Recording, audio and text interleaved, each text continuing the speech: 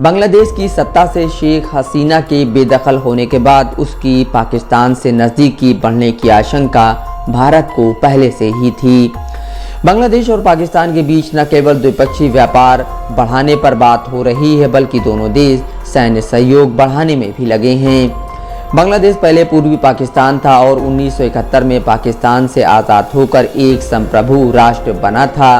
शेख हसीना और उनकी party Awami league जब भी सत्ता में रही हैं, तब पाकिस्तान से संबंधित तनाव भरे रहे हैं। खालिदा जिया की बांग्लादेश नेशनलिस्ट पार्टी जब सत्ता में रहती है तो पाकिस्तान से संबंध अच्छे रहे हैं, लेकिन अभी दोनों पार्टियां सत्ता से बाहर हैं और मोहम्मद यूनुस की अगुवाई वाली अंतरिम सरकार भी पाकिस्तान से संबंध गहरा कर रही है। पिछले साल पाकिस्तान के प्रधानमंत्री शहबाज शरीफ और बांग्लादेश की अंतरिम सरकार के मुखिया मोहम्मद यूनुस के बीच 2 बार मुलाकात हो चुकी है। बांग्लादेश के हाई रैंकिंग सैन्य अधिकारी जनरल SM कमरुल हसन 14 जनवरी को पाकिस्तान गए थे। जनरल कमरुल ने पाकिस्तान के सेना प्रमुख जनरल असीम मुनीर से मुलाकात की थी। पाकिस्तान और बांग्लादेश के बीच बढ़ते सैन्य सहयोग को लेकर बात हो रही है। जानकारों का कहना है कि दोनों देशों के बीच सैन्य सहयोग गहराया तो भारत की चिंता और बढ़ सकती है। पाकिस्तान के वरिष्ठ पत्रकार नजम सेठी ने पाकिस्तानी न्यूज़ चैनल शमा टीवी के एक प्रोग्राम में कहा, बांग्लादेश की पॉलिसी बहुत तेज़ी से शिफ्ट हो रही है। मुझे उम्मीद नहीं थी कि इतनी जल्दी होगी। पहले भारत से संबंध खराब करना और फिर पाकिस्तान के करीब आना बांग्लादेश ने बहुत जल्दी किया। मुझे लग रहा था कि इसमें टाइम लगेगा। नजम सेठी ने कहा, बांग्लादेश और पाकिस्तान के बीच सैन्य सहयोग की बात शुरू हो गई है। मुझे लगता है कि यह भारत के लिए बहुत बड़ा झटका है। भारत ने तो बांग्लादेश में बहुत बड़ा निवेश किया है। बांग्लादेश से सेना के बड़े जनरल का पाकिस्तान आना एक साथ कई संदेश दे रहा है। नजम सेठी ने कहा, बांग्लादेश और पाकिस्तान की सेना के बीच उच्च स्तरीय बातचीत हो रही है। यहाँ जिस किस्म के जेट्स की बात हो रही है, वैसे जेट्स तो इंडिया के पास भी नहीं हैं। पाकिस्तान बांग्लादेश को JF-70 देने पर विचार कर रहा है। बांग्लादेश यह जेट चीन नहीं पाकिस्तान से खरीदेगा। ये बहुत बड़ी खबर है और भारत को परेशान करने वाली है। नजम सेठी ने कहा, पाकिस्तान केवल जेट ही नहीं देगा बल्कि ट्रेनिंग भी देगा। कल को जब हम जहाज़ बांग्लादेश को दे देंगे तो यह बहुत ही ठोस और मजबूत संबंध होगा।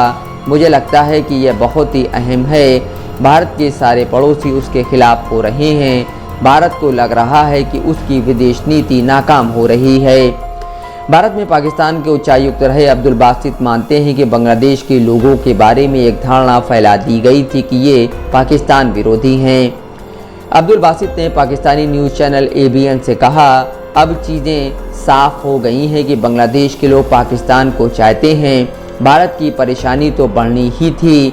अब तो दोनों देशों के बीच सरहद पर झड़पें भी हो रही हैं। भारत को अब पता चल गया है कि पाकिस्तान के साथ बढ़ती करीबी को वह रोक नहीं सकता है। अब्दुल बासित मानते हैं कि पाकिस्तान और बांग्लादेश के बीच बढ़ती करीबी के कारण ही भारत ने तालिबान से करीबी बढ़ानी शुरू कर दी। बासित ने कहा, हमारे विदेश मंत्री अगले महीने बांग्लादेश जाने वाले हैं। बांग्लादेश से सैन्य जनरल का आना भारत के लिए बहुत बड़ा संदेश है। बांग्लादेश अतीत से आगे निकल वर्तमान की बात कर रहा है। मुझे उम्मीद है कि हम इस मौके को हाथ से नहीं जाने देंगे। Think tank observer research foundation में स्टडीज एंड फॉरेन पॉलिसी के वाइस प्रेसिडेंट प्रोफेसर हर्ष पंत भी मानते हैं कि बांग्लादेश और पाकिस्तान के बीच सैन्य सहयोग बढ़ना भारत के लिए परेशान करने वाला हो सकता है।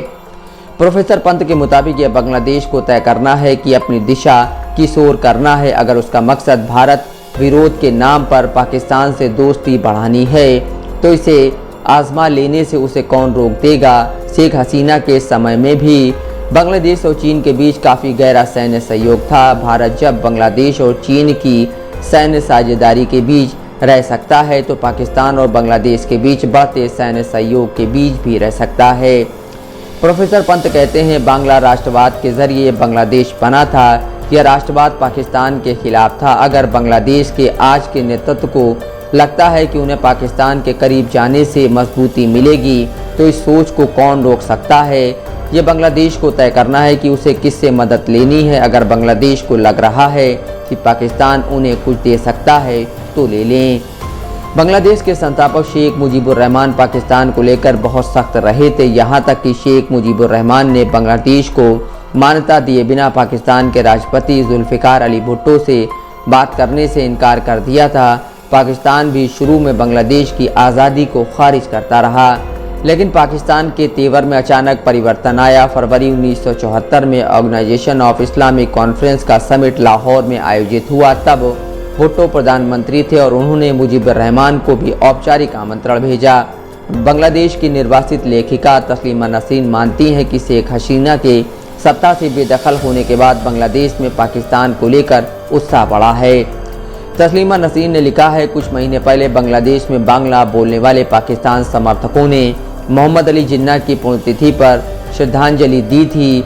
उसके बाद जिन्ना की जयंती मनाई गई। बांग्लादेश में अचानक जिन्ना प्रेम क्यों बढ़ा है? सच यह है कि जिन्ना प्रेम कोई नया नहीं है, बल्कि शुरू से ही था। बांग्ला बोलने वाले ये मुसलमान व्यापक इस्लामी दुनिया की सोच से संचालित होते हैं। मैं जानबूझकर इन्हें बांग्ला बोलने वाला कहती हूँ, ना कि बंगाली, क्योंकि हर बांग्ला बोलने वाला व्यक्ति बंगाली नहीं हो सकता है। जो सच्चा बंगाली होगा वह बंगाली संस्कृति से प्रेम करेगा। Bureau report, Dastak live news.